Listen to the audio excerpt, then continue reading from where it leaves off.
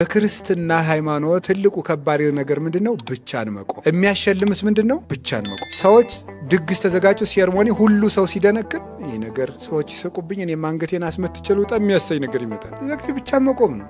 ሰው ሁሉ እስክስታ ስለወረደ የግድ መንቀጥቀጥ የለብህም። ከሳቁም ይሳቁብ። አቡነ ዘበሰማያት ብለው በማይበሉ ሰዎች መሃል አቡነ ዘበሰማያት መድገም አሁን ምንድነው? ገርሉ ነው። እጨጌ እስኪበሉ ይላል። ለማሸማቀቅ ነው እንደዛ የሚለው። ሱሪ በሚለብሱ ሴቶች መሃል ቀሚስ ለብሶ መሄድ ጅልነት ነው። እንዴት እናድርግ? ጓደኞቻችን እንደ ጅል እየቆጠሩ ነው። ይቁጠራ። ከእግዚአብሔር ጋር መቆም አይሻልም? ከጅሎች ጋር ተሰልፎ የጅል ዋጋ ከማግኘት ከብልሆች ጋር ተነቅፎ ከእግዚአብሔር ጋር መክበር ይሻላል። እግዚአብሔር ነዋ ክብር። ሰዎች ያከበሩትን ነገር ይንቁት ዛሬ። አምና ያከበሩትን ዘንድሮ ይንቁታል፣ ይታወቃል። ኢትዮጵያ ውስጥ በረባሶ የሚባል ጫማ ታውቃላችሁ? የመኪናው ጎማ ማለት ነው። የመኪናው ጎማ በጫማ ምስማር ደግሞ የሚባል አለ። ጫማ ምስማርም ራሱ በዚያ ጫማ ምክንያት የመጣ ነው የሚመስለኝ። በዚያ በምስማር ተመቶ ሰውያን አድርጎ ይሄዳል እና 3 ብር ነበር የሚሸጥ እኔ ሳውቀው፣ ብር ከ50 ነበር። በ2000 ዓመተ ምህረት ይመስለኛል፣ እርግጠኛ ነኝ። ወይ አንድ ዘፋኝ ለብሶ ተዘፍኗል። በጣም ብዙ ውድ ዋጋው ነው። በሚሊኒየሙ ፋሽኑ ነው። ሰው ሁሉ ነጠላ ጫማ የከተማ ልጁ ላይ እያደረገ ሲጃጃል ነበር። መልሶ ደግሞ ይንቀዋል ሰው። የሰው ልጅ አይምሮ ተለዋዋጭ ስለሆነ ሰው ያከበረው ነገር ትልቅ አይደለም። ተለዋዋጭ ነው የሰው ልጅ። አምና በተደሰትንበት ነገር ዘንድሮ አይደሰትም። ቂጣኛ በሀገራችን አሁን ድሮ የተናቀ ሰው እንደሚበላው ነበር የምናውቀው። ምን ቂጣ ትጠፈጥፋለች ማለት የሴት ስድብ ነበር። አሁን ፒዛ የሚል ስም ወጥቶለት ከተማ ተሽሞን ሙኖ ነው የሚበላው። ቂጣ ነው እኮ ግን ምንም ሰላጣ ምናምን የተቀባ ቂጣ ነው። የሆነ ነገር ተጨመረበት ነው እና ቂጣ ስሟን ቀይራ ሆቴል ውስጥ ተከብራ ትሸጣለች። የሰው ልጅ ጭንቅላት ወረተኛነት እኮ ነው የሚያሳየው። እንዲሁ እኮ ግሮም እኮ እኔ ቂጣ ምን ጨነቀ ብዬ ነው በውድ ምገዛው። ፈልግ ቤቴ ያስጋግሬ በብረት ምጣድ በበርበሬ ያስቀብቻ አልበላም። ሽንኩርት ምናምን ከሆነ ከትፌ ጨምርበታለሁ። እንዲሁ ሰው ምን አብዶ ነው እዚያ ውድ ብር ገዝቶ የሚበላ? እንዲሁ እኮ ግርም ነው የሚያደርገው። ይኸው ሰው ጭንቅላቱ ተለዋጭ መሆኑ የምታዩት ለዚህ ይህ የሰው ልጅ ወረተኛነት ነው። እና ሰዎች ወረተኛ ስለሆኑ ሰዎች ላጨበጨቡለት ነገር ዘመን ተከትሉታል ተብሎ ሂዶ መግዛት፣ ሂዶ መሸጥ፣ ሂዶ መሰለፍ፣ አብሮ ማጨብጨብ የሆይ ሆይታ እምነቱ ሆይ ሆይታ ምን ስብሰባው ሆይ ሆይታ። አባ ገሌን እኔ እወዳቸዋለሁ ሲጀበላት ወዳቸውን ሁሉን ውደዱ ብሎ ጌታ። ምእመንነትና ደጋፊነት ልዩነት አላቸው። ደጋፊ አጨብጫቢ ነው። ምእመንሳ ጸዳቂ ነው። ምእመን የሚጸድቅ ነው። የሚያጸድቀውን እየፈለገ የሚሰራ ነው። ምእመን ደጋፊ አይደለም። ተከታይነትና ምእመንነት የተለያዩ ነገሮች ናቸው። ሰባኪው የራሱ ተከታይ ያለው፣ መነኩሴው የራሱ ተከታይ ያለው፣ ጳጳሱም የራሱ ተከታይ ያለው ያርጉ የሚያደራጀው። እንደዚያ ሲሆን ታዲያ ምንድን ነው? ብቻን መቆም። ከማን ጋር? ከእውነት ጋር ነው። ዮሐንስ ወንጌላዊ ጌታ ሁሉ ይሰቀል የሚል ቄሱ ሁሉ ተሰብስቦ የኢየሩሳሌም ቄስ ሁሉ ጌታን ሲቸነክር ከእውነት ጋር የቆመ አንድ ሰው ነበር የምታዩት። እሱ ማን ነው? ዮሐንስ። ከእውነት ጋር አንድ ሰው ቁሞ ነው። ከውሸት ጋር ህዝቡ ሁሉ ቁሞ ነበር። አንድ ሰው ከእውነት ጋር ቁሞ አይደል? ለዚያ አንድ ሰው ነው ሰማያዊ ሽልማት የተሰጠው። ያቺ ሽልማት ማን ናት? እመቤታችን። ከእውነት ጋር ብቻውን የቆመ ሰው ብቻውን ትልቅ ዋጋ ያገኛል። ብቻውን። ያ እውነተኛ ሰው የተቀበለው በረከት ደግሞ ለሁሉ ይተርፋል። ቅዱስ ዮሐንስ እነኋት እናትህ ተብሎ ስለተቀበለ ነው ድንግል ማርያም ለእኛም እናታችን የሆነች። ይሄንን የሚገኘው ብቻን መቆም። ሰው ሁሉ የፈለገውን ሊል ይችላል። እውነት ከሆነው ከመሰለን እውነት ጋር አይደለም፣ እግዚአብሔር ከገለጠው እውነት ጋር ብቻችንም ቢሆን መቆም መልመድ አለም። ይሄን በቤተሰብ መሀል እንለማመደዋለን። በጓደኛ መሀል እንለማመድ። ጓደኛ እንዲህ ሳይሆን ጓደኛዬ ነው ምን ላድርግ የሚባል ነገር የለም። ጓደኛ ነገ አይቆምልህም በክርስቶስ ቤት። ምድር አደራዋን በመለሰች ጊዜ ያን ጊዜ እናትም ልጇን አታድንም። ጓደኛ አይደለም ጓደኛ እንዲህ አድርጎኝ ጓደኛዬን እንዳይከፋው ብዬ አይባልም። የዛን ጊዜ ይሄ መልስ አይደለም። ብቻን መቆም ከማን ጋር እና ብቸኝነትን ደግሞ እንደ ደስታ ቆጥሮ ምን ማድረግ ነው? ማመስገን።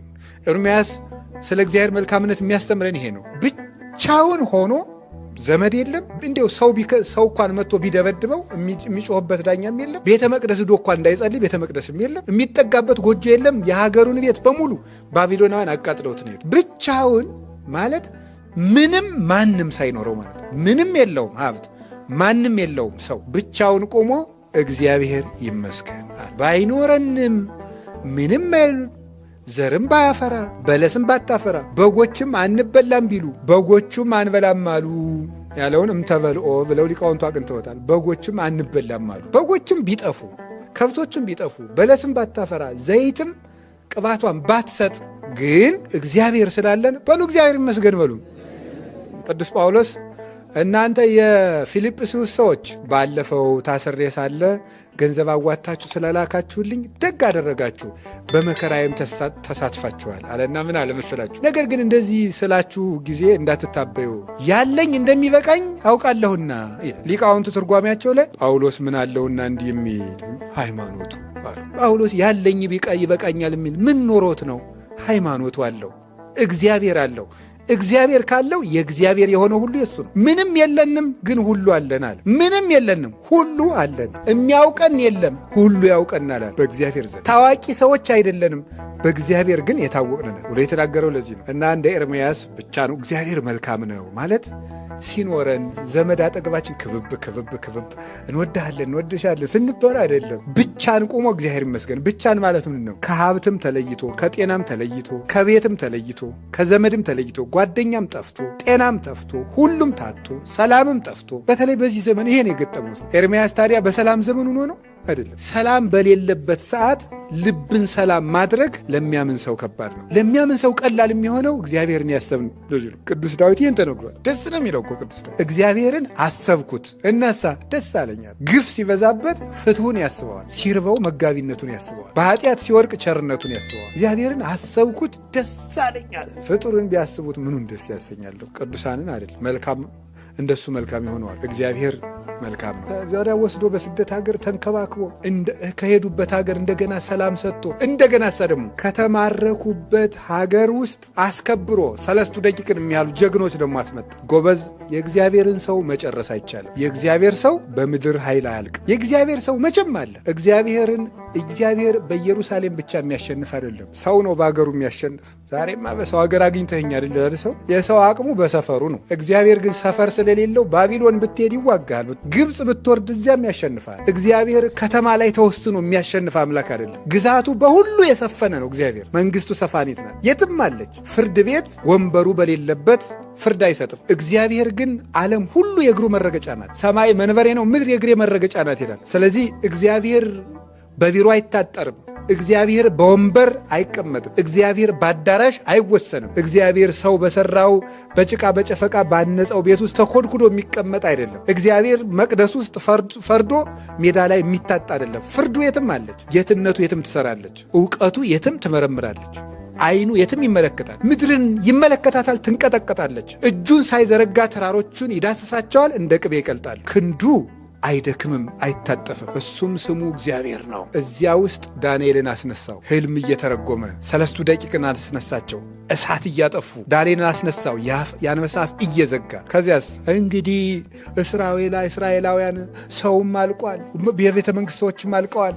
ማን ወስዷቸው መቅደሱን ይሰሩታል? ማን አደራጅቷቸው ነፃነት ያመጣሉ ሲባሉ እግዚአብሔር መሳሪያ አላደራጀ፣ ፈረስ አላሰለጠነ፣ ብረት አልሳለ።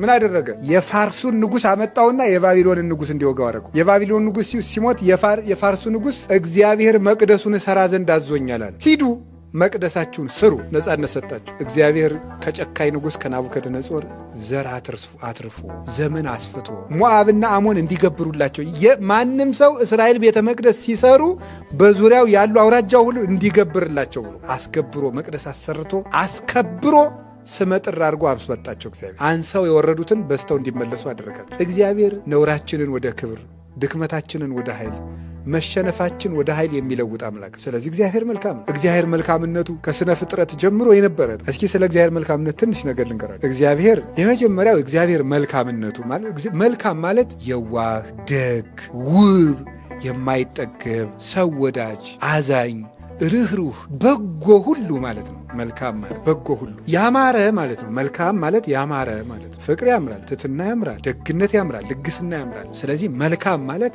ያማረ። እግዚአብሔር አንዱ መልካምነቱ ምንድን ነው? ብቻውን መኖር ሲችል ፍጥረት መፍጠሩ ነው። አይገርማችሁም? እኔ በጣም ነው የሚገርመኝ፣ እናንተም ይገርማችኋል። እንዲሁ አሁን እንዲሁ ፍጡር ባይጎልበት ሰው ይፈልግ ነበር? አይፈልግም።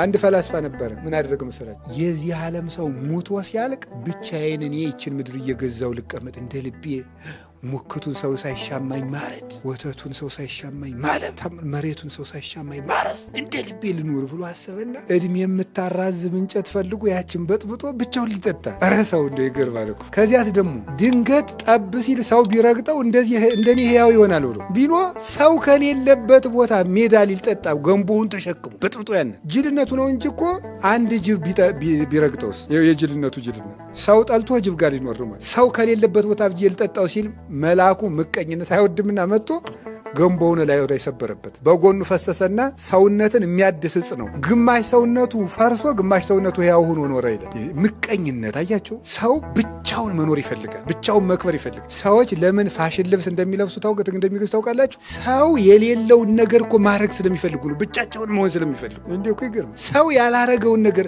እነሱ ብቻ አይን ማረፊያ ሊሆኑ፣ እንዲሁ እኮ ይገርማል። ከመጃጃሉ የተነሳ ልብሱን ሁሉ ገዝቶ ቢያልቁበት ቆይ እስኪ ለምን ቀድጄ ለብሼ እኔ ከሰው አልለይም ብሎ ቀደድ ያለ ሱሪ መልበስ ጀመረ። ሰው መለየት ስለሚፈልግ ማለት ብቻውን መታየት ብቻውን መክበር ስለሚፈልግ። እግዚአብሔር ግን ይውላል ሰው ሲጀመር ያለ ሰው መኖር አይችልም፣ ጥገኛ ነው። የሰው ልጅ ለብቸኝነት የተፈጠረ አይደለም፣ በማህበር ነው የሚያምርበት፣ ሰው ያስፈልገዋል። እግዚአብሔር ግን መልካምነቱ ይውላቸው አሁን እኛ ሰው ብንፈልግ ሰው ስለሚያስፈልገን ነው አይደለም?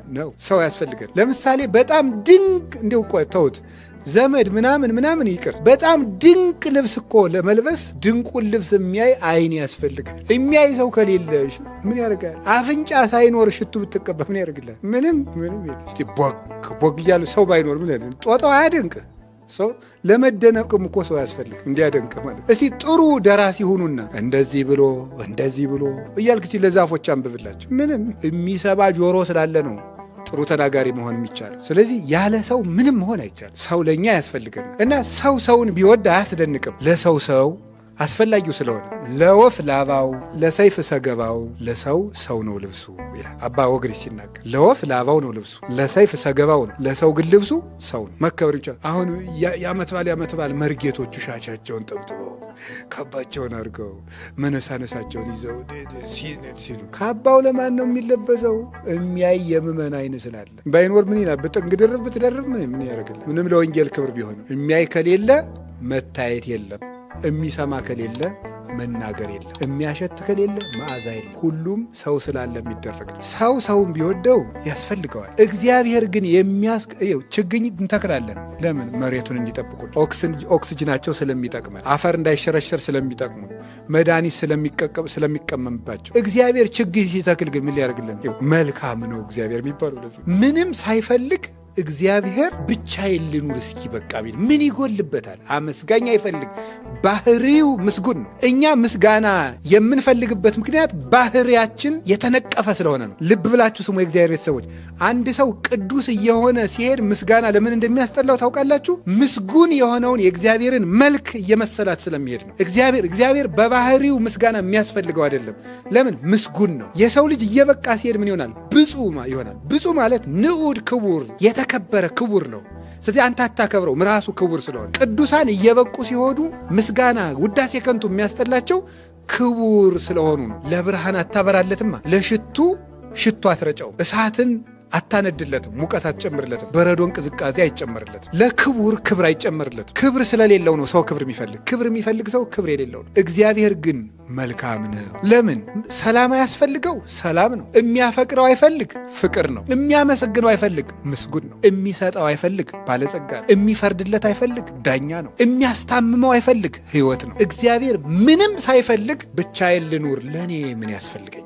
አንዳንድ ሰው ሲኮራይታችሁኛል። ሲኮራይታችሁ ምንድን የሚለው? ምንህ እንደሆንኩ ታውቃለህ፣ ግን እንደዚያ እኮ ነው የሚለው። እስኪ ከኔ ተለይተህ ሞክረው። እንደዚያ ነው የሚለው። አስፈላጊ ነኝ ብለው ነው። እና እኔ ለአንተ ብዬ ነው። እኔ ሁሉን ማድረግ እችላለሁ፣ ብቻዬን መኖር እችላለሁ። የምታየው ነው ሁሉ አለ። እነ እንትና አብሬ ሄደን እያሉኝ ነው። ትቼው ነው። እኔ አንተን ስለመረጥኩ ነው።